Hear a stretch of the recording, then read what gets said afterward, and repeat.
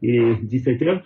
En tous les cas, on parle toujours de l'étude des textes du Rav Avraham Yitzhak Cohen Cook, Deosif Ometz, Bechavadam. Bonsoir. Alors, notre texte d'aujourd'hui, qui veut dire Leosif Ometz, ça veut dire rajoutons du courage. Allons-y. Alors, il va parler au début de manière métaphorique pour nous faire comprendre quelque chose de très important. Comment continuer de persévérer, même quand il y a des crises, et même a priori des régressions dans le processus de notre rédemption. Chez Bene Adam, Chofrim Be'er Amuka. Il y a des gens qui creusent un puits profond, Kedel Sigmaim Chaim, afin d'obtenir de l'eau vive. Beretsia Betzricha, c'est pas par hasard qu'il prend cet exemple, parce que comme vous le savez, quand on est arrivé en Eretz Israël, il n'y avait pas d'eau à boire. Des fois, ils ont tendu des mois sans boire des gouttes d'eau. Ils devaient acheter 1 litre d'eau chez les Arabes pour le prix d'une journée de travail. Donc ça leur parle, cette métaphore. Donc les gens commencent à creuser un puits. Des fois, il fallait creuser 100 mètres de profondeur pour arriver à l'eau vive. Kedelasig Maim Chaim Beretsia Betzricha, afin d'obtenir de l'eau dans une terre aride et sèche. À Korim, Miterim. Alors les mineurs, ceux qui creusent, à un certain moment, ils commencent à se fatiguer. Barmal Rav, Olé lahem lavo adar omek amurshar leanbia et amaim. Ça nécessite énormément d'efforts pour arriver à une profondeur adéquate de manière à ce que la source puisse jaillir. Bilifavim, ayeush mitganev balev. Parfois, la besogne est tellement dure et on creuse pour trouver de l'eau, et d'autant plus qu'on n'a rien à boire, donc on est assis chez nous-mêmes, et rien ne se passe. Il y a de la roche, du sable, de la boue, mais de l'eau on n'en trouve pas, et donc on désespère. Un désespoir commence à pénétrer notre cœur. Et il nous dit, ce désespoir, Alokvar yagatem kolkar harbe, ça fait tant longtemps que vous vous fatiguez à creuser, vecheres arlabi etrem, et finalement vous n'avez rien obtenu, juste à part de l'argile. Ou maim lometzatem, vous n'avez pas trouvé d'eau. Alken tov yoter shetardelu marvotatrem, donc il vaudrait mieux que vous arrêtiez de travailler, vous creusez pour rien, vous perdez votre énergie, et de là n'apparaîtra pas l'eau. Lechu ishlo alo, retournez à vos tentes, ou bikshu lachem minyanim krovim yoter sachar, et cherchez d'autres besognes qui donnent une récompense plus rapide. Rabim, maïefe agouf, verholishan nefesh, vadaï pourshim. Donc une grande partie des gens, qui sont des gens fatigués de corps et d'âme, eh ben, vont laisser tomber le travail. Veolchim lahem be'asheredechu. אבל אלה הקשורים בקשרי נשמה עם החפץ של מגמת הבאר החיה שבעתיד, par contre, ceux qui sont profondément liés à cet objectif de trouver de l'eau, בייחוד אלה שאמונה חזקה היא בלבבם, et spécifiquement ceux qui ont une grande foi au fait que l'eau vive doit apparaître, mimakomze, de cet endroit, ils sont persuadés que cette terre aride et sèche se transformera en un paradis, de manière à pouvoir faire vivre un grand peuple.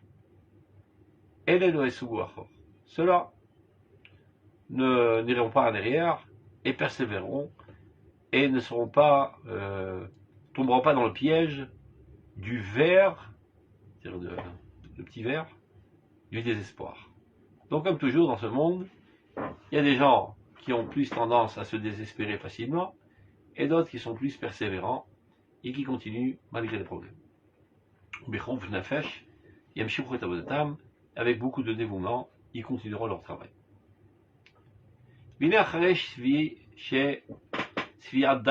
Après qu'ils ont travaillé très longtemps, il est Zerem Paretz, commence à jaillir un petit peu d'eau. Avalamaïm de l'ouchi même. Mais malheureusement, l'eau n'est pas douce. Elle est amère, elle est salée. Mouravim beref et jechol, en plus elle est mélangée avec de la boue et du sable. Adam ou Behema, donc on ne peut pas s'en servir pour abreuver ni les hommes ni les animaux et les amener à leur cécité. Az, alors à nouveau, Shuv Titchalek Amachane. Donc on a déjà eu un premier partage, ceux qui sont désespérés et qui ont laissé tomber le travail, et d'autres qui étaient plus persévérants, qui ont continué à creuser, et après des semaines peut-être et des mois de travail, a commencé à jaillir de l'eau, mais horreur damnation, cette eau n'est pas potable, elle est sale, elle est trouble, emplie de boue, et en plus elle est amère et salée. Et alors, Shuv Titchalek Amachane. À nouveau, même le camp qui était resté des plus persévérants se divise en deux. Achat Omeret, un dit, c'est très bien l'optimisme et la persévérance, mais soyons réalistes. Vous voyez bien que ça fait des mois qu'on travaille à creuser, et finalement, on en est ressorti les mains vides. Donc à quoi servent nos efforts? Après un travail si fastidieux, Iganu ad Ma'yan nirpas. Finalement, on s'en va arriver à une source qui est trouble, et qui est sale, et qui n'est pas potable. Et qui ne sont pas aptes à être bois, à être bu. Et donc la moitié de la bande les quitte et s'en vont. Dans le désespoir, chez la Chelek Rishon, donc ils vont rejoindre le camp des désespérés de la première division. Ceux qui avaient déjà quitté le travail depuis un mois.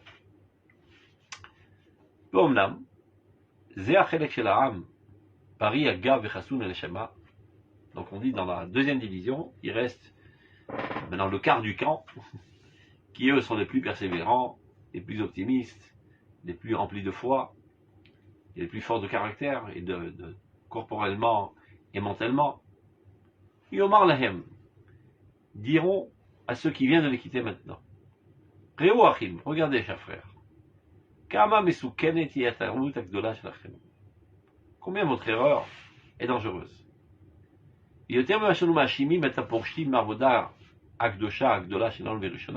C'est-à-dire plus encore que nous accusons le premier camp qui a laissé tomber le travail par désespoir,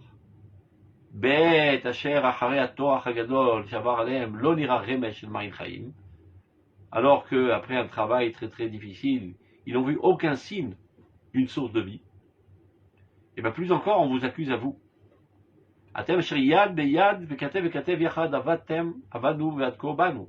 Vous qui avez travaillé avec nous, main dans la main, épaule à épaule, et nous sommes arrivés jusqu'à ce stade, il y a de l'eau vive qui commence à jaillir.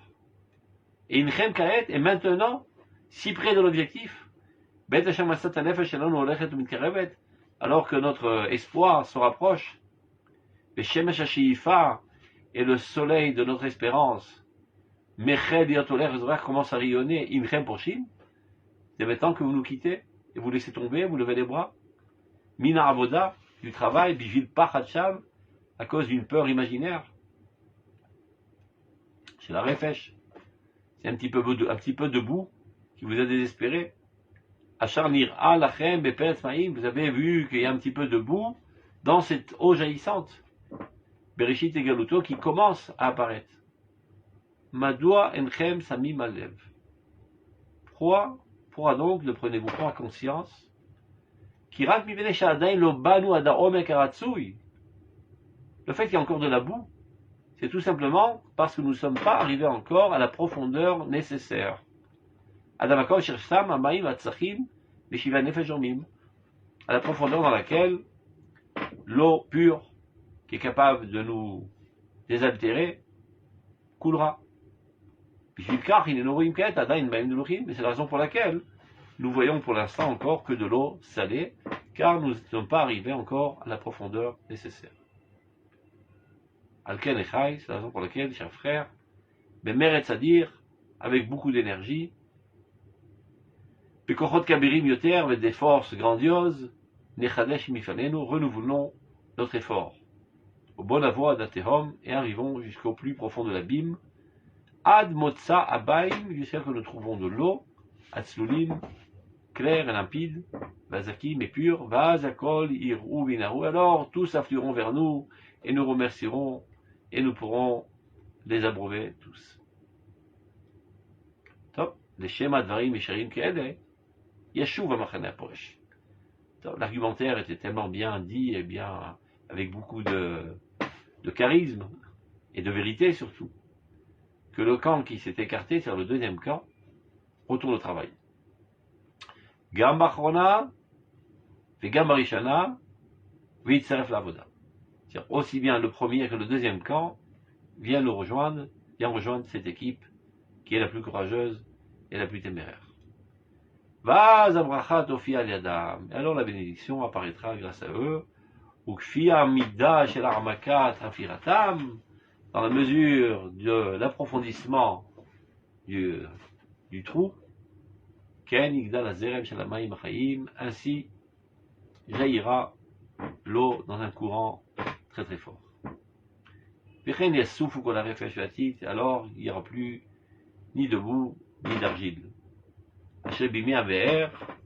Dans l'eau de ce puits, ou Maïm Nozlim, Karim, alors couleront les eaux fraîches, Metukim, douces, ou Marvim et désaltérantes. Tslulim ou Beirim, limpides et claires. Yalo Harim, Virdu Bekarot, alors cette eau sera tellement jaillissante, tellement forte, qu'on pourra même gravir les montagnes et descendre dans les vallées. Veouli Bracha sera une bénédiction aussi bien pour les animaux que pour les hommes. Donc, évidemment, tout cela était une métaphore qui déjà en tant que telle a une importance très très, très forte, surtout à l'époque de Rav Kook, où il n'y avait pas aucune goutte d'eau dans tout le pays. Alors, qu'est-ce qu'il voulait nous enseigner par cela? Maintenant, il passe au Nimshal. Aber Shanachlu Kolanu Korim. Le puits que nous creusons tous ensemble aujourd'hui. Aujourd'hui, à l'époque de Rav Kook, c'était il y a 100 ans, les premiers prémices du retour du peuple d'Israël sur sa terre et son installation, la construction des structures, la mise en place des organisations, etc. Ça demande énormément d'efforts et de travail, et on sait par avance qu'il y aura des problèmes, des crises, pas de quoi boire, il n'y a pas de quoi manger, il n'y a pas de... Il n'y a rien de sanitaire, et les Arabes qui essaient de nous assassiner, les Turcs qui nous cassent les pieds, après il y a les Britanniques qui nous disent on ne peut pas entrer dans ce pays, on peut maximum rentrer 10 000 personnes, alors que parallèlement à cela, ils ont fait rentrer 1 million d'Arabes. Donc les problèmes, c'est pas ce qui manque. Des pauvres juifs qui avaient la peau sur les os, qui avaient réussi à sortir des camps de concentration d'Auschwitz et embarquer dans des bateaux pour rejoindre la Terre Sainte, arrivés ici en Eretz Israël, étaient assaillis par les bateaux britanniques qui les faisaient couler dans l'eau et les obligeaient à retourner à leur terre d'origine, ou bien les emprisonner ou à Chypre, ou bien dans des nouveaux camps ici à Atlit, près de Haïfa.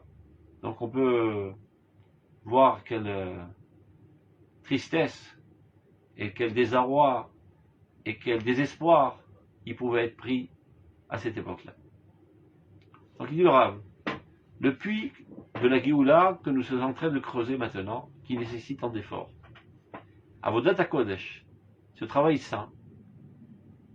Iacher Ovdim Anachnu Kulanu, que nous travaillons tous ensemble. Kol Akarov, El Avodat Binyan Eretz Israël, tout celui qui est proche du travail de la construction d'Eretz Israël. Il faut se remettre dans l'ambiance. Tout Eretz Israël, c'est un désert de la mort. Il y a des roches, il y a des ronces, il n'y a rien. Il n'y a pas de route, il n'y a pas d'eau, il n'y a pas d'électricité, il n'y a pas de gaz, il n'y a rien. Aucune sécurité. Et tu vois ça là, des cadavres d'animaux qui sont morts par manque de nourriture. C'était plus ou moins l'ambiance. Et c'est cette terre aride et désastreuse, tout en ruine, qu'on a transformé en paradis. Donc tout ce qui est proche, de manière concrète, de la construction d'Eretz Israël, Vetnuat Achia, et le mouvement de la Renaissance, Miyom Echela Lakot Galim, Belibot Revavot, depuis le jour où elle a commencé à faire vague dans de nombreux cœurs, des milliers de juifs à travers le monde, jusqu'à aujourd'hui. Kama tkufot shel Yehush kvar avru al avodatenu amekudashet. Combien de fois il y a eu des périodes de désespoir total? Vous savez, par exemple, pendant la Première Guerre mondiale, ils étaient au bord du désespoir total. Car les Juifs ici n'avaient pas de quoi se nourrir, ils étaient entretenus par les dons des Juifs de tout l'exil. La guerre a éclaté, et les Juifs eux-mêmes étaient déjà dans le désarroi, et en plus on ne pouvait pas faire passer de l'argent en Eretz Israël.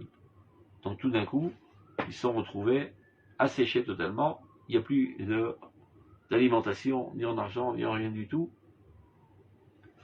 à tel point que le directeur de la Soukhout de l'époque a décidé de fermer tous les bureaux de Soukhout dans le monde entier, par désespoir, se disant que on aurait bien voulu, mais ça a mal tourné, et c'était un rêve imaginaire, et on liquide. On arrête le sionisme. Il y a quelqu'un qui lui a dit, écoute, tu peux faire un truc pareil. Tu sais quoi, je te donne un conseil. Va rencontrer le Rav Kook.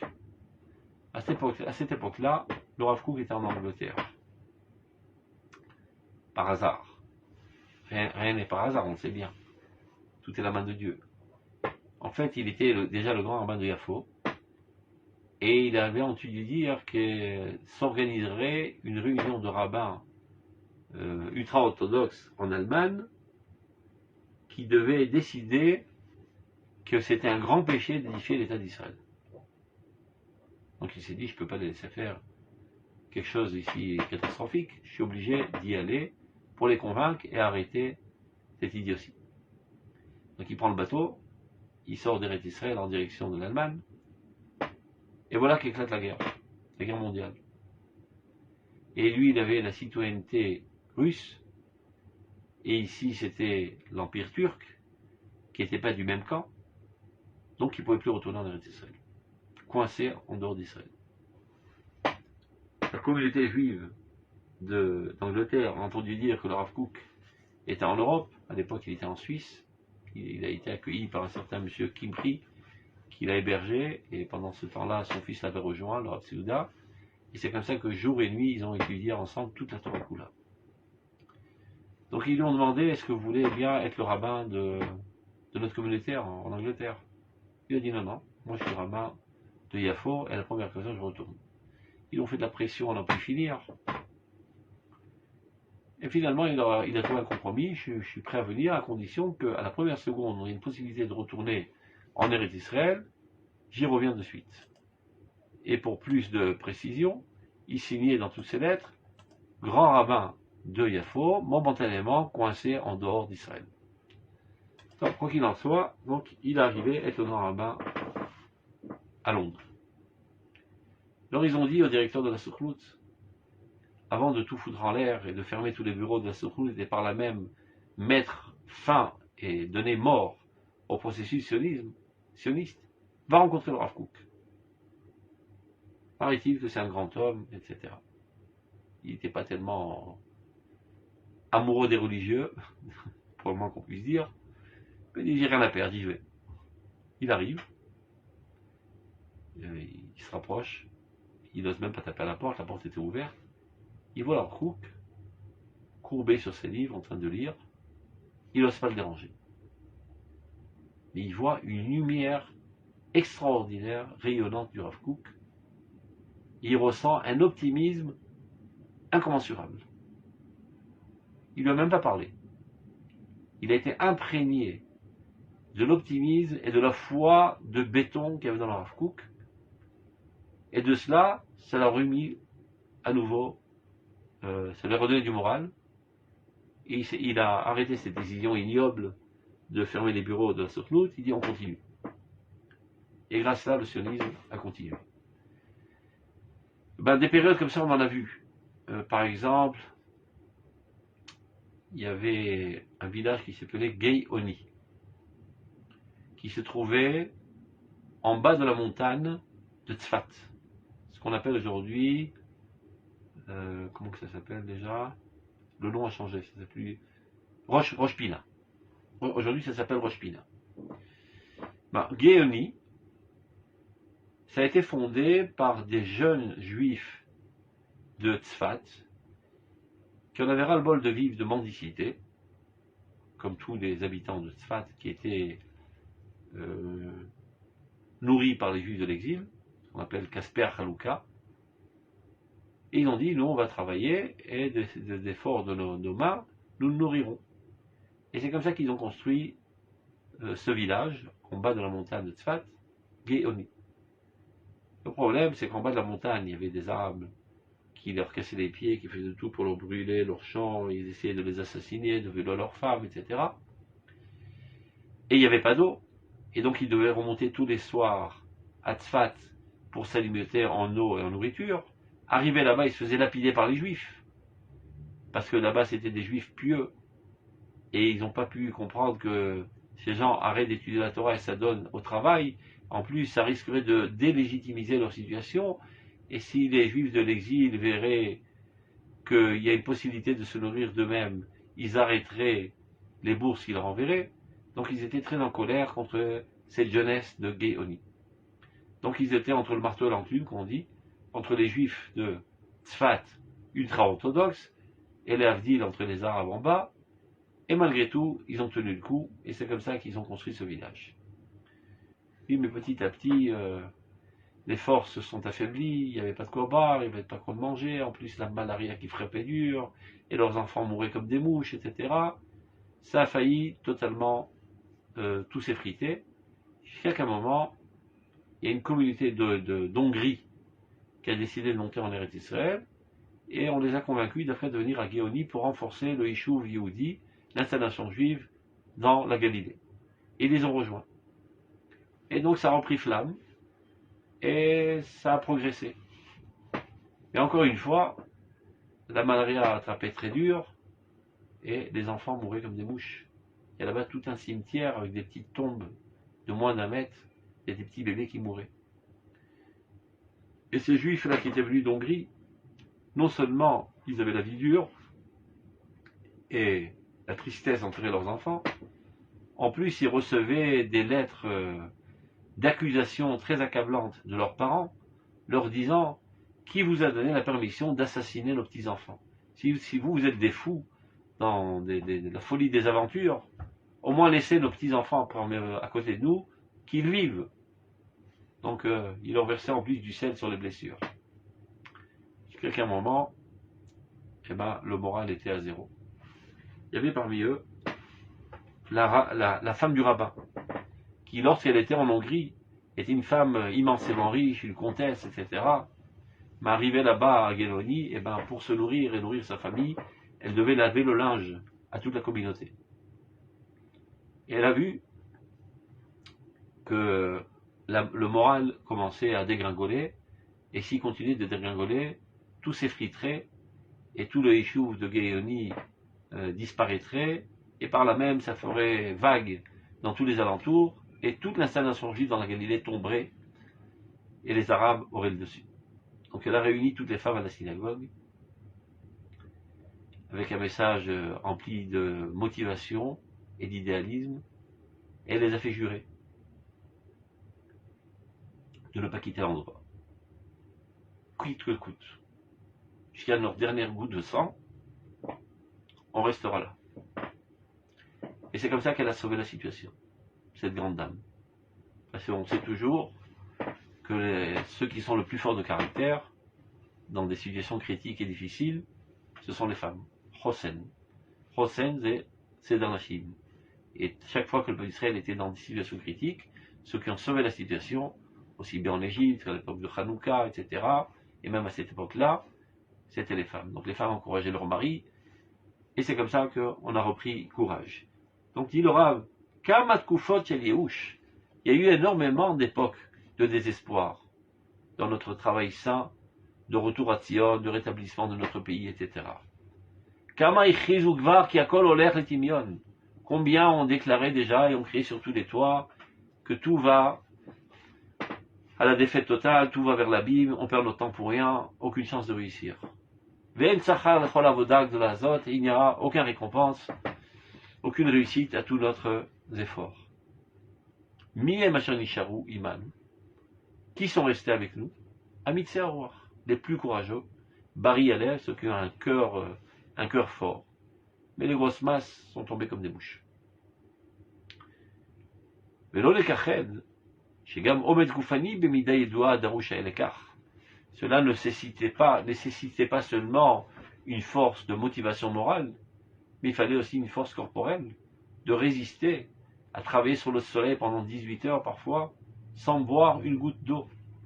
Et arrivé à la maison le soir, il disait à sa femme, chérie, qu'est-ce qu'il a préparé à manger? Rien. Parce qu'il n'y a rien à manger. Si tu veux, va brouter dans les champs, il y a des khoubzot, des petites boules comme ça, qui avaient un arrière-goût de pain comme ça. Donc subsister dans des situations si critiques, ça nécessitait aussi une force corporelle. Avalata, maintenant, actuellement, on est arrivé dans une étape dans laquelle personne ne peut nier chez Beratrila le puits de la Renaissance commence à jaillir, commence à faire écouler un petit peu d'eau. On commence à voir un horizon positif. À l'époque du Rav Kook, comme on le sait, il y avait environ 100 000 juifs dans toute Eretz Israël. Mais on n'avait pas de souveraineté, on était sous les Turcs, on devait payer des pots de vin à chaque pas pour obtenir ce qu'on devait aux soldats et à la police turque. La vie était infernale. Il y a Shtikva, Shavotatenu, l'autoui. Il y a un espoir que notre travail n'ira pas vers le vide. Keshkan Dvar Hashem. La parole de Dieu est avec nous. Yeshkan Tzemach Tzedaka de Beth Israël. Il y a une pousse de justice pour la maison d'Israël, ou la Dame Kulo, qui amènera finalement un bien pour l'humanité entière. C'est vrai qu'aujourd'hui, on n'a pas tellement l'impression que ça avance. C'est microscopique et les fruits sont très faibles. Mais le Rav, empli de foi, avec une conviction totale, avec une émouna de béton, que ce processus finalement réussira. Il était tout le temps en train d'encourager. Et c'est pas seulement le sauvetage du peuple d'Israël, c'est un renouvellement de la civilisation humaine entière. Avalodapam, Kroza Shanamiti Hashim, Kari Bechaim. À nouveau, les pessimistes, eux, ils n'arrêtent pas de proclamer partout, perdez pas votre temps, c'est parti perdu d'avance, nous allons y laisser notre peau et la peau de nos enfants, ceci ne mène à rien, retournons en exil. De la même manière que lorsque Moshe Rabbeinu a fait sortir les Juifs dans les déserts, il y avait des problèmes, il n'y avait pas de quoi boire, il n'y avait pas de quoi manger. Alors Dathan Baviram, il dit, tu ne vas pas nous aveugler, tu ne vas pas nous manipuler, retournons en Égypte, là-bas on mangeait à notre faim, on avait des courgettes et des concombres, etc., etc. Et toujours des râleurs qui disent, la situation était bien meilleure en France, qu'est-ce qu'on est venu faire dans cette galère?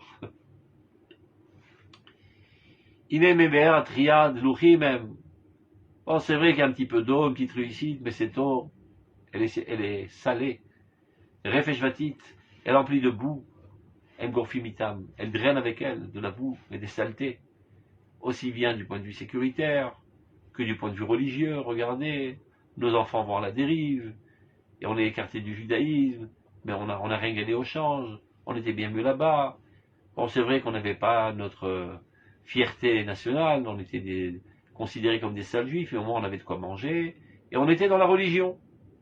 Ici, on n'a ni une nourriture corporelle, ni une nourriture spirituelle, tout est en train de s'écrouler à nos yeux, et on a laissé derrière nous des communautés florissantes, aussi bien du point de vue financier que du point de vue spirituel. Et ici, on n'a rien dans les mains. Alken chidou lachem, cessez donc, mervoda azot de ce travail, Asher Sachar là, qui donnera aucune récompense. Donc vous voyez, c'est pas nouveau qu'il y a des râleurs, ça a toujours existé depuis la nuit des temps, à toutes les époques.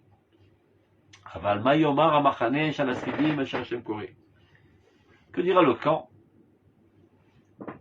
de ceux qui subsistent à toutes les crises, les amoureux de Dieu, ceux qui ont une foi de béton envers Dieu. L'onakrish et tachouche. Évidemment, on ne peut pas renier l'essence, on voit bien qu'il y a des problèmes objectifs. L'onomar shekvar kol hazerem shel me'aber asher hafanu ma'im tzlolim em gam ka'et. On ne va pas mentir en disant que cette source qui commence à jaillir, que nous avons creusée, donne de l'eau limpide, déjà maintenant. Aval bishum ofen. Mais d'un autre côté, en aucun cas, lo yakshiv Israël ekol miyashav. Le peuple d'Israël ne devrait écouter la voix de ceux qui essayent de le désespérer. Aussi bien nos ennemis de l'extérieur que les faiblards parmi nous. L'école Meiri Alev, les gens qui sont, comment on dit ça, Meiri Alev, c'est des gens, on dit ça en français, qui réagissent rapidement sans trop réfléchir. Comment on dit ça en français? J'ai oublié. Donc, bref, vous avez compris. Impulsif. Voilà, les impulsifs. N'écoutons pas les voix des impulsifs et qui sont de manière générale très très pessimistes aussi. Abayim Kaet Lachlish Yadayim Rafot, qui viennent rabaisser les bras. Bimkom Shechovat Kodesh Kodashim Milechaskan, alors que l'obligation sainte est de renforcer les esprits, renforcer la motivation. Tous les véritables aimants de Dieu, leur rôle constant est de renforcer l'esprit du peuple d'Israël lorsqu'il se trouve dans des situations de crise. Il y a des charlatans qui ont une apparence de servants de Dieu, mais qui sont emplis de désespoir et d'hérésie, et ils essaient de contaminer les autres de leur maladie pour légitimiser leur faiblesse. Donc faisons gaffe, ne les écoutons pas. Si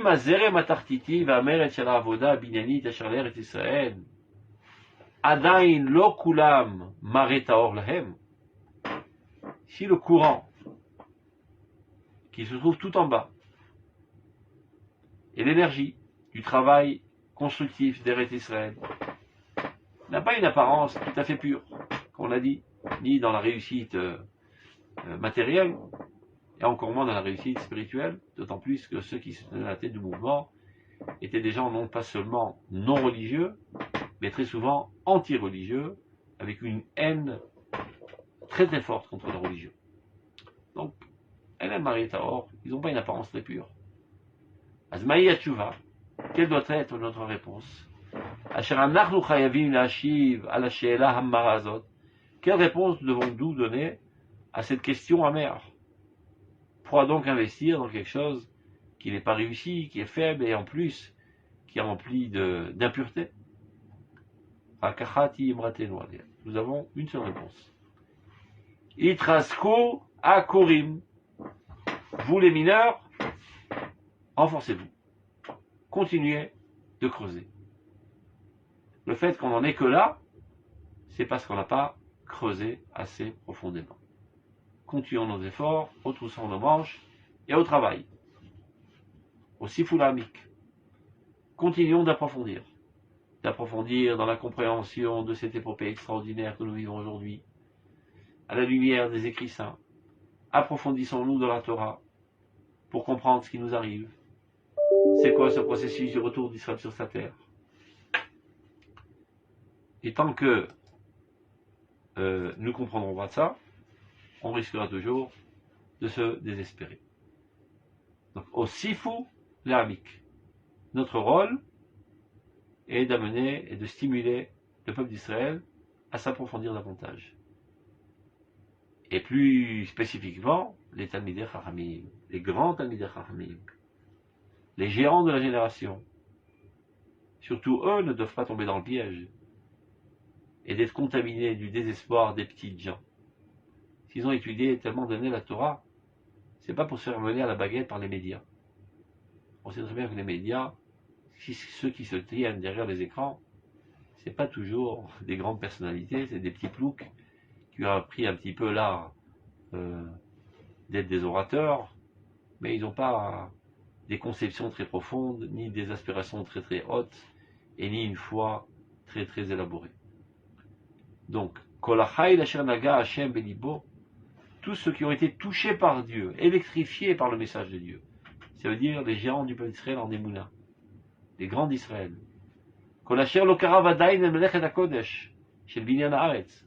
Ceux qui ne sont pas mis encore au travail saint de la construction du pays, qui jusqu'à présent sont restés dans les touches de l'histoire, sous prétexte que le processus n'est pas assez propre, n'est pas assez pur, n'est pas assez religieux. Donc il y en a qui ont déclaré carrément la guerre contre ce processus, d'autres qui sont restés dans l'hésitation, de voir comment ça va progresser. Ils ont mis la main sur leur bouche, ils ne sont pas exprimés. Et donc ils sont restés dans la touche de l'histoire. Donc le Rav les interpelle. Kol asher lo karav adayin melechat hakodesh. Tout celui qui, par doute, ne s'est pas encore rapproché de ce travail saint, de la construction du pays, Betriyat haouma, de la renaissance de la nation, Vereshit mitzadeh geulata, les premiers pas de sa rédemption, Yarutz kegibor ora, et bien qui commence à courir comme un vaillant soldat rempli de courage, rempli de lumière, Veyavo elenu, et qui se joigne à nous, L'armod kolechad memixo vekishrono beshurat haovdim, et que chacun d'entre eux se tienne dans ses atouts, dans ses capacités, et qui prennent part parmi les travailleurs. Là, il parle des travailleurs spirituels, des Talmidei Chachamim, qui sont censés comprendre la grandeur de l'événement et l'expliquer à la hauteur accessible du peuple, les encourager, leur donner du courage, leur donner des émotions aussi, parce qu'il ne suffit pas de convaincre intellectuellement, il faut aussi une persuasion au niveau de la séduction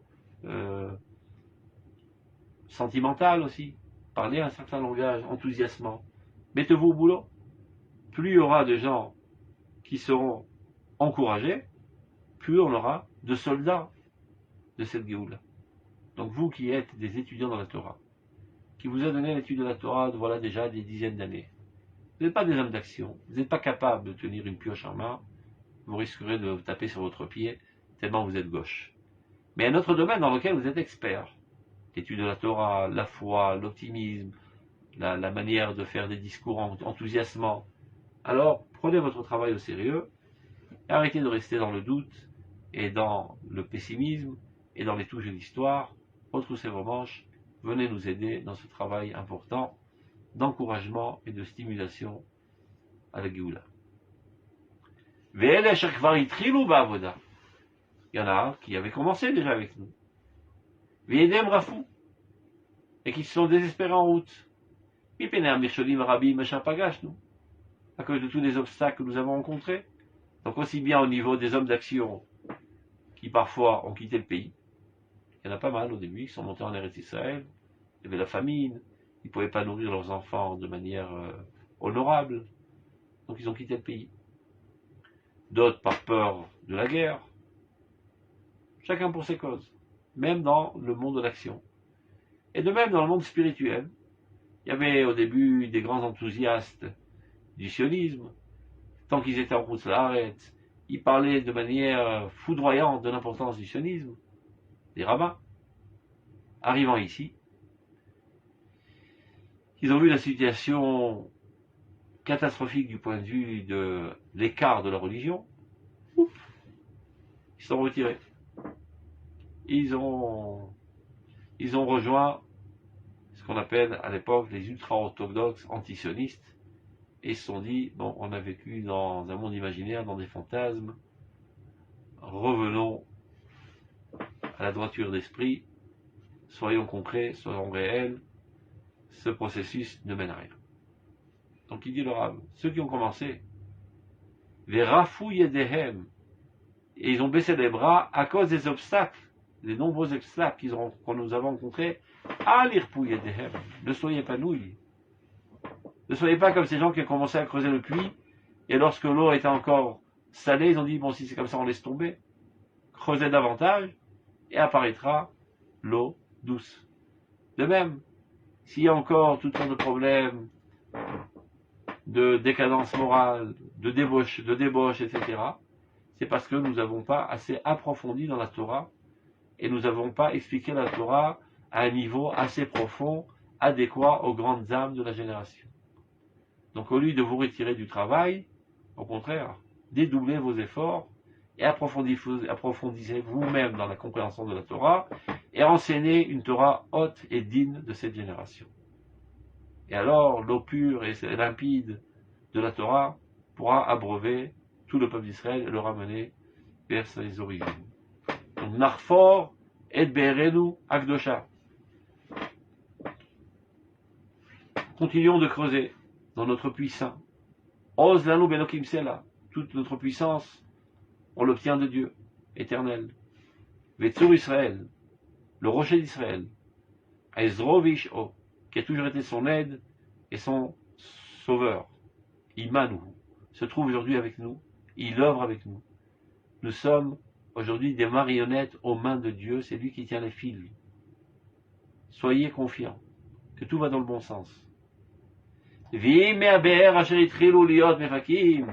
Et si l'eau du puits qui commence à jaillir, pour l'instant, est mélangée avec de la boue et de l'argile, l'eau nifroche bizulisé marmona. C'est pas une raison de s'écarter du travail, mais bien au contraire. Avec beaucoup plus de force, beaucoup plus de courage, nous allons creuser davantage, plus profondément, et Be'er Triaté de Akdusha, le puits de notre naissance sainte. Qu'est-ce qu'il veut dire par là? L'argumentaire du sionisme est au bas des pâquerettes, donc ça donne des conséquences basses. Expliquons le sionisme. Dans sa véritable dimension, on verra de suite les fruits. De suite, pour un peuple, ça peut être 100 ans. Mehera, rapidement, comme il est dit, l'Avdil va avater Mehera me'alaretz. Vous serez perdu rapidement de la terre, dans les malédictions. Ben c'est rapidement, ça a pris 840 ans. À l'échelle d'un peuple, 840 ans, c'est une seconde. Le peuple d'Israël est éternel. Donc quand le Rav Kook il dit assez rapidement, on changera la situation. Assez rapidement, c'est environ 100 ans. On voit qu'il a eu raison. Tout ce qu'il avait prédit est en train de se réaliser. Aujourd'hui, le peuple d'Israël revient en grande masse vers la tradition, vers la foi, vers la religion, etc. Et qu'à voir le gouvernement qui a de chances d'être édifié si les associés de la coalition ne sont pas trop nouilles et ne font pas trop les idiots. On a de fortes chances d'édifier un gouvernement fondé sur la Emouna, sur la religion, sur la tendance nationale la plus forte qu'il n'y a jamais eu depuis l'édification de l'État d'Israël. 100 ans après le Rav Kook, les fruits doux apparaissent. Bat Kol, à l'époque, c'était pas évident d'être convaincu par le message du Rav Kook quand tout paraissait être exactement le contraire. Bon, lui, c'est un visionnaire. Ezou Chacham Haroet Anolad. Qui est intelligent? Celui qui voit ce qui va naître, c'est-à-dire, il observe, il analyse les causes, il comprend que, automatiquement, les effets arriveront. Mais pas tout le monde est Chacham. Au niveau des causes, déjà, percevoir les effets. Donc il devait les convaincre avec beaucoup d'enthousiasme, beaucoup de charisme, etc. Avec un style poétique qui parle au cœur, etc. Il est marqué, dans les sources saintes, qu'à la fin des temps, une voix éclatera de la cime des montagnes, une voix divine, et s'exprimera en disant Kol mi shepanim el yavo vitol tsecharo. Tout celui qui a œuvré avec Dieu, eh bien qu'il vienne prendre sa récompense. Quand la situation était galéreuse, ben ceux qui ne sont pas désespérés, mais au contraire ont retroussé les manches pour travailler de plus belle et faire avancer la Haggalah du Mashiach, eh ben ceux-là seront récompensés. Donc, conclusion, dit le Rav, Nosif la'amik. Continuons d'approfondir. Et Be'er Atria, Be'ruach ou Bechomer. Le puits de notre naissance, aussi bien au niveau spirituel qu'au niveau matériel. au niveau matériel à son époque, évidemment, tout était précaire, il n'y avait rien. Donc il fallait encourager les âmes et les hommes, les encourager corporellement, les encourager psychologiquement, mentalement, encourager les femmes pour pas qu'elles craquent, les enfants. Il fallait tout le temps encourager pour que le travail se fasse. Et du point de vue spirituel, encourager les rabbins et les religieux qui ne perdent pas confiance, qui continuent d'aimer le peuple d'Israël, qui continuent de croire en Dieu et de croire que ce que Dieu a promis sera réalisé. Quand tout a l'air d'aller dans le sens inverse. Nered adateom, amuka shalamarshava triatit. Descendons au plus profond de l'abîme, dans le bon sens du terme, de la pensée de la Renaissance. Ça veut dire, nous ne devons pas nous suffire de l'éthos sioniste tel qu'il est exprimé par ses dirigeants formels. Car malheureusement, avec tous leurs mérites, et c'est pas par hasard que Dieu les a mis à la tête, probablement qu'ils ont des mérites, mais ils ne sont pas du tout à la hauteur de l'événement. L'événement les draine, et ils essaient tant bien que mal de laisser la tête en dehors des vagues, mais de temps à autre, il y a des vagues qui les font couler eux-mêmes. Dans tous les vagues, des crises et des problèmes, et leur conception du sionisme est tellement superficielle, pensant imiter les autres nations qui à l'époque voulaient se définir en tant qu'entité nationale, en faisant copie-coller, mais on ne peut pas faire copie-coller avec des natures différentes. Ils n'ont pas étudié ce qu'est l'âme d'Israël, ils n'ont pas compris quelle est la vocation d'Israël. Il y a bien longtemps qu'ils ont quitté le chemin de la Torah et des mitzvot, et de l'étude, et de la compréhension profonde. Donc ils ont une perception très très très superficielle, banale et infantile. Donc ils ne sont pas à la hauteur des événements. Et donc tout ce qu'ils peuvent dire, en aucun cas ne pourrait animer les âmes et les encourager. Donc dit le Rav, Nered adatehom amuka shalamarshava. Nous sommes appelés par Dieu à pénétrer très profondément dans la pensée divine de la Renaissance nationale. Hachani Stéphane et des Zerem Shel Marshavot Shitriot qui malheureusement a été totalement effacé par toutes sortes de conceptions très très superficielles, banales et idiotes. Shenan Omrot et Megamata Amuka Ateom, qui n'est pas capable d'exprimer la véritable vocation profonde du sionisme. Un maximum qui puisse dire, voilà, on va réussir à construire un logis sécuritaire, et comme ça, le sang des Juifs ne sera plus versé. Donc, quand, au plus haut de leur enthousiasme, le mot le plus simple qu'ils savent dire, bitachon, la sécurité. Alors, on n'a rien contre la sécurité, évidemment, c'est important, mais la sécurité n'est qu'un moyen pour qu'il y ait des Juifs. Mais pourquoi on veut des Juifs? Pour la révolution qu'ils doivent effectuer dans le monde. C'est très important qu'il y ait des Juifs et qu'ils soient en sécurité, et on doit même transgresser le Shabbat pour 1 heure de vie d'un Juif. Tout est important. Mais il y a quelque chose de bien plus important. Le message révolutionnaire que le peuple d'Israël doit effectuer dans le monde entier. La transformation de la civilisation humaine. C'est ça, la vocation du sionisme. Et les dirigeants sionistes sont bien loin de cette compréhension. Donc tout ce qu'ils peuvent dire, leur conception, enanombrot et megamata amuka ateomit, ne sont pas à la hauteur de dire clairement quelle est la vocation et la finalité la plus profonde du sionisme. Naadir et amifalim, faisons grandir cette entreprise et toutes les entreprises du sionisme. Naasok memer et manechaim, adonnons-nous au travail avec une énergie emplie de vie, bigvurat neshama, avec un courage d'âme, bakamat hashomemut, en remettant sur pied toutes les zones désertiques et abandonnées du pays, balchavat akvulim, élargir nos frontières, bibinyan et harim, la construction de villes, vakfarim et de villages. Ça c'est d'un côté, le côté matériel. Viachadim ze nitamet larbot or à Torah. Efforçons-nous de toute notre énergie de multiplier la lumière de la Torah, be'eretz chayenu, dans la terre de notre vie. Le'agdila ou le'adira, pas seulement de la multiplier du point de vue quantitatif, qui a un maximum de cours et d'enseignements, etc., c'est important, mais encore plus important, la faire grandir, la rendre majestueuse, notre Torah, la présenter dans sa véritable dimension, et pas dans toutes sortes de pertes de conception, des pluchures de cacahuètes, des pacotilles, et de toutes sortes de superstitions idiotes. Allumez une bougie pour ce rabbin, vous aurez du bonheur, et mettez-vous une chaussure avec une bougie sur la tête, ça vous apportera des enfants, et faites ceci, vous aurez beaucoup d'argent. Tout ça sont des sottises qui sont vendues tous les jours dans WhatsApp et dans tous les médias qui n'ont aucun rapport avec le judaïsme. Ce sont des superstitions, des imbécilités de l'islam et des crétineries du christianisme, desquelles nous avons été contaminés pendant l'exil.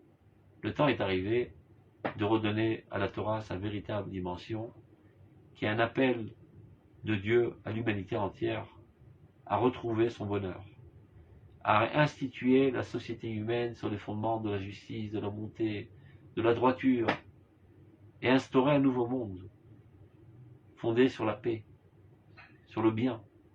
Ce n'est pas exactement aujourd'hui les facteurs essentiels de notre civilisation. Et qui va changer l'ambiance? Alors vous rêvez peut-être que ce soit Biden, qui lui-même est une crapule, ou bien Poutine, qui est un criminel, qui a les mains remplies de sang, ou bien Macron, qui est aussi une crapule. Mais qui va mettre de l'ordre dans ce monde? Les politiciens crapuleux, qui, grâce à des coups de coude, et pas mal de personnes qu'ils ont assassinées sur leur chemin, sont arrivés à la cime politique? Aucune chance. Rak Mamlechet Kohanim Vegoy Kadosh. Ce pays de prêtres, ce peuple de prêtres, ce peuple saint, qui est l'envoyé de Dieu, qui est amoureux du bien, qui est l'habillement de la divinité dans ce monde, à propos de qui il est dit Tov Adonai lakol v'lachamav al kol ma'asav. Dieu est bon pour tous, et sa miséricorde est envers toutes ses créatures.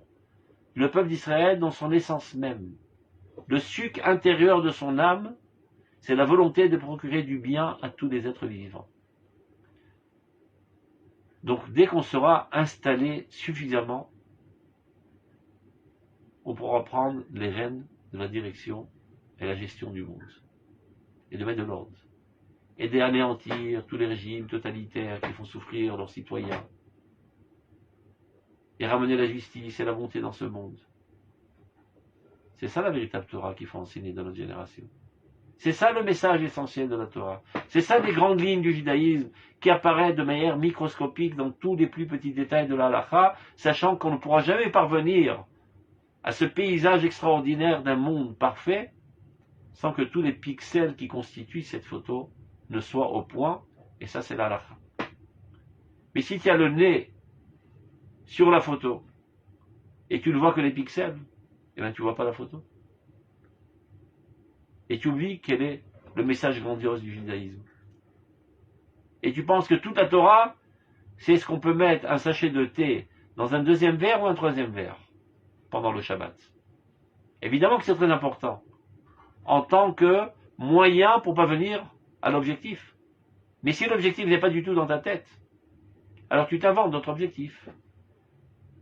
Alors si je serais obéissant de manière aveugle, dans le monde de l'au-delà, je recevrai beaucoup de gaufrettes et de bonbons. Et si je suis un arabe, eh bien je recevrai 70 femmes, etc. Il n'y a pas de grande différence.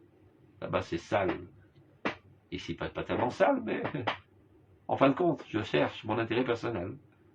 D'avoir une récompense charnelle ou spirituelle, peu importe, personnelle, égoïste. C'est pas Avodat Letzorech Gavoa. C'est pas Avodat Hashem.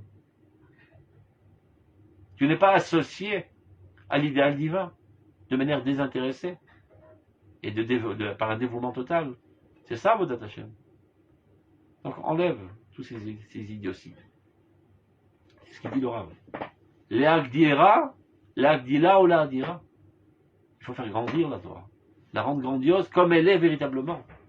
Elle avait la cervelle de tous les juifs, de toutes les superstitions, les idioties, la médiocrité et le fait que la Torah a été miniaturisée à notre situation catastrophique en exil, juste pour nous entretenir. Le temps est arrivé de remettre sur le podium la véritable Torah telle qu'elle était à l'époque de Shlomo HaMelech, qui était le plus grand empire du monde, qui attirait vers lui l'intérêt et la curiosité de tous les dirigeants politiques du monde pour savoir comment il réussissait de manière si brillante. Et bien il leur a expliqué comment il réussissait. Il y avait un chemin qui reliait son château, son palais, au Beth Amikdash. C'est-à-dire que la politique israélienne était animée à la lumière de la sainteté du Beth Amikdash, de l'idéal divin. C'est comme ça qu'on réussit à édifier la nation sur sa terre et qu'elle puisse avoir une influence. C'est ça la véritable Torah vers laquelle on doit revenir. C'est à cela que le Rav Kook appelle les Talmidei Chachamim.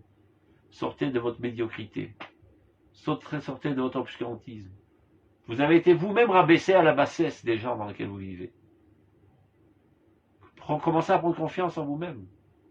Commencez à comprendre que l'avenir de l'humanité entière repose sur vos épaules. Et il n'y a que vous qui pouvez apporter la solution au monde. Et non pas les seuls politiciens des pseudo-grands empires et grandes, comment on appelle ça, Maatzamot, les puissances mondiales. Ve'az, ce n'est qu'alors que Ruchenu Aneeman Vamekudash, notre esprit fidèle et sanctifié, Anovea Mimekor Israël, qui prend source dans la source d'Israël, Bechol Adrat Kdushat Tifarto, dans toute la beauté et la sainteté de sa splendeur, Igalei Veirae Al Sderot Amifal Kulo, apparaîtra de manière visible dans tous les champs de notre activité sioniste, de la Renaissance nationale.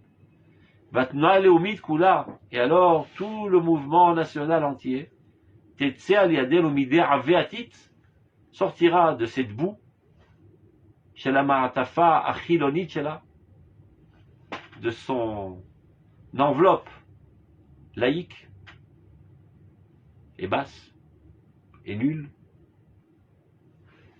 Vetitater Be'ateret Od Kodesh, et sera couronné de la couronne du saint.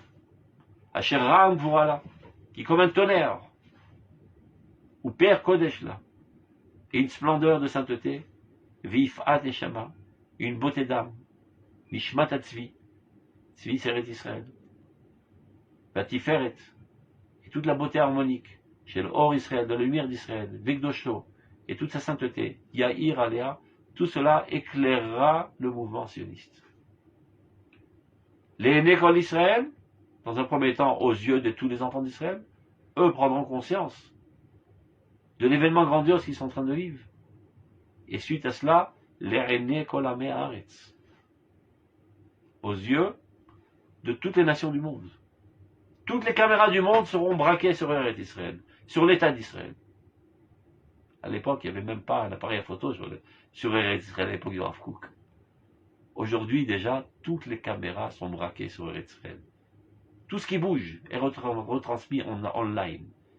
Il y a une attente intuitive, instinctive, de l'humanité entière, de ce qui va sortir de cette épopée extraordinaire à Tzion.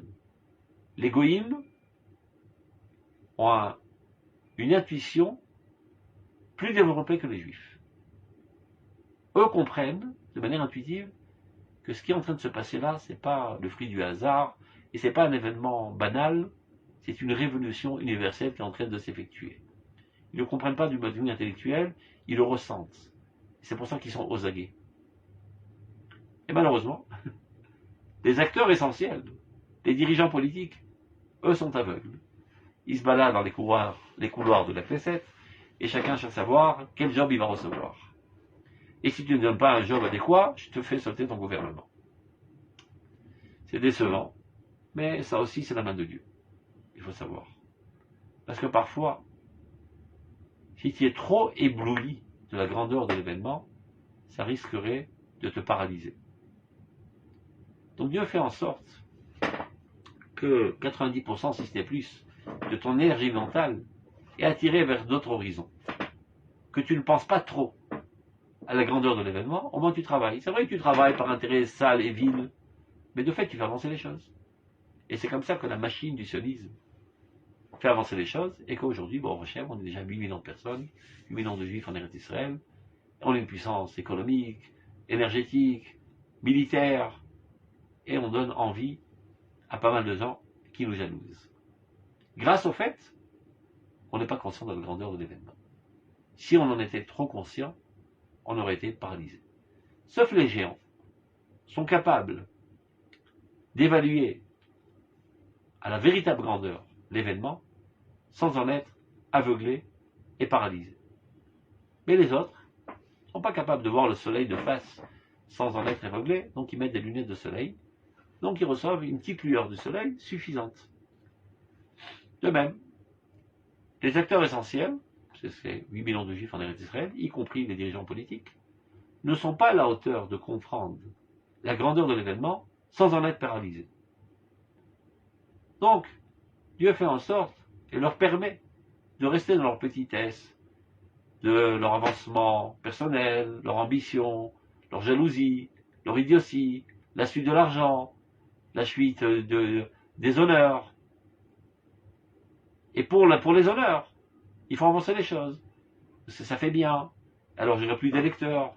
Et donc je dois montrer ce que j'ai réussi pour avoir plus d'électeurs. Etc., etc.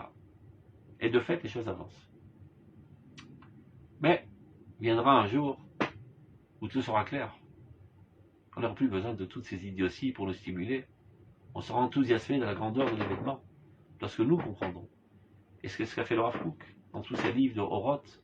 Il vient éclairer pour nous montrer ce qui se passe. Nous sommes aveugles, nous ne comprenons pas ce qui se passe. Et lui est un envoyé divin, à Reïa, qui veut dire le voyeur. C'est pas par hasard que les abrégés de son nom donnent le mot Reïa. Rabbi Avraham Yitzhak Cohen Kook. C'est la vision, c'est le visionnaire, Aroé. C'est comme un prophète qui est envoyé pour expliquer ce qui se casse derrière les coulisses de l'histoire. Donc dit le Rav, viendra un temps où tout le monde comprendra. Les aînés Kol Israël, dans un premier temps aux yeux de tout Israël, et après les aînés Kol Armé Haaretz, aux yeux de toutes les nations du monde. Les Chen ou les Chavod, tous ont une approche de grâce envers Israël. Ressentiront la grâce et la beauté du peuple d'Israël. Les Chavod. Et ce sera un honneur pour eux de se lier au peuple d'Israël. Et puis d'un temps où le peuple d'Israël était invisible. Ils étaient écrasés comme des mouches et des fourmis, personne ne les regardait. Ils étaient grillés, et on sentait les odeurs de la viande grillée. Et on savait exactement de quelle viande s'agissait-il. Ça ne nous coupait pas l'appétit, au goïm. Au contraire, ça nous donnait encore plus de salive, peut-être. Aujourd'hui, on n'est plus invisible. Et c'est un kavod aujourd'hui pour les nations du monde d'appartenir à Israël. Celui qui veut se mettre en relief aujourd'hui, il invente un nouveau projet de la paix dans le Moyen-Orient. Donc, ou tu es pour Israël, ou tu es contre Israël, l'essentiel c'est d'être en relation avec Israël. Tu es un minable président de France, qui c'est qui te considère, Bichlal? Ah non, j'ai un projet pour apporter la paix au Moyen-Orient. Ah, tout d'un coup il devient important. Ou bien l'autre il dit, je vais détruire Israël, je vais jeter la bombe atomique sur Israël. Ah, il devient important. Alors que jusqu'à là, inconnu. Ah, l'Iran, elle parle de construire une bombe atomique et de détruire l'État d'Israël. Depuis, on parle que de l'Iran. C'est-à-dire, quand tu veux sortir de l'anonymat, tu dois te relier à Israël. Ou pour, ou contre. Kol ha'aretz. Kavod. Mais même du kavod, d'une haine, c'est un kavod. C'est un honneur pour moi de détruire Israël. Ou bien c'est un honneur pour moi d'aider Israël. Avant ça, on n'était même pas au niveau du kavod. On n'était même pas au niveau de la haine. On était insignifiant, dédaignable, méprisable. Viendra un temps, les aînés Kol ha'aretz. Aux yeux de toutes les nations du monde, on aura grâce. Et ce sera un honneur pour eux de se relier à nous. Les Romamout Keren Israël. Et d'élever l'image de marque d'Israël. Benachalat Kocho Sela, dans son héritage saint, c'est dans l'héritage d'Israël éternel. Et alors, Be'er Israël, le puits d'Israël, Tefaket Memea Chaim Vazakim, commencera de jaillir de ses eaux vives et pures. Ou Marian Mibet Hashem, et comme dit le Passouk, une source sortira de la maison de Dieu, c'est le Beth Amikdash, Vishka et Nahal Shittim, et va arroser le ruisseau de Shittim. Alors c'est quoi ce ruisseau de Shittim? Ça nous rappelle à l'époque des Benot Midian, les filles de Midian et les enfants d'Israël avaient fauté dans l'inceste avec eux. Katou Vayachel Ha'am Iznot Vashittim. le peuple a commencé à avoir de la débauche sexuelle, bachitim, dans l'impureté. Ça veut dire que la sainteté d'Israël sera tellement grande, c'est que non seulement elle éclairera le chol, mais elle sera aussi à même d'éclairer la touma. Même les zones les plus sales et les plus impures, qui ont sombré dans la sexualité la plus horrible, la plus débauchée, sera éclairée à la lumière d'Israël provenant du Beth Amikdash. C'est le peuple d'Israël qui donnera le ton de la nouvelle civilisation mondiale. Et tout sera animé, tout sera revivifié par notre résurrection. Maya mi bet Hashem, une source de la maison de Dieu, venaru elav kol hagoyim, venissa ma'al hagoyim, c'est-à-dire cette montagne s'élèvera en delà de toutes les montagnes. Yetse sortira de là, vishkat nachal hashitim, à tel point qu'il pourra aussi arroser les zones les plus sales et les plus impures. Bimera biamenu. Très très prochainement, de nos jours, dit le Rav Kook. Ben vous voyez, très prochainement, c'est pas beaucoup de temps. On eût pensé que c'était comme Bavatem Mera 800 ans, et bien on voit que, en l'espace de même pas 100 ans, en vitesse grand V, on est en train de courir vers cette situation. Tov, portez-vous bien, Shabbat Shalom. Il n'y a pas de questions? Shabbat Shalom. Tout est clair. Et moi, je voulais juste dire, Rav Ben Shan, Oui. cette notion, la notion et la fonction des puits, déjà avec Abraham et Yitzhak, D'accord. c'est très intéressant de savoir que bon, non seulement c'est l'eau, mais c'est aussi creuser à l'intérieur de nous-mêmes nos potentialités. Donc, le Rav Kook, c'est certainement bon, appuyé dans la Torah pour Tous les amener son grands projet. hommes dans la Bible, on les rencontre près du puits. Oui, exactement, c'est ce que je disais. Ouais. Oui, Badaï. Voilà, c'est intéressant. Toda rabba. Portez-vous bien. Shabbat Shabbat Shalom. Au revoir. Merci beaucoup. merci beaucoup, c'était magnifique. יצאנו מאוד מחוזקים מהשיעור. תודה רבה. הרב, Merci beaucoup. יצאנו On est- ממש on est- on ממש est- מחוזקים. On est une majorité de femmes en plus. Hein. Bah, c'est toujours les femmes les meilleures. Heureusement qu'il y a les femmes. Je viens de remarquer. C'est toujours pareil. Toda rabba, Rav. Ça va, זה portez-vous. מחדש מאוד Shabbat גם shalom. S'il vous plaît, בשבוע. alors, je peux vous poser une question?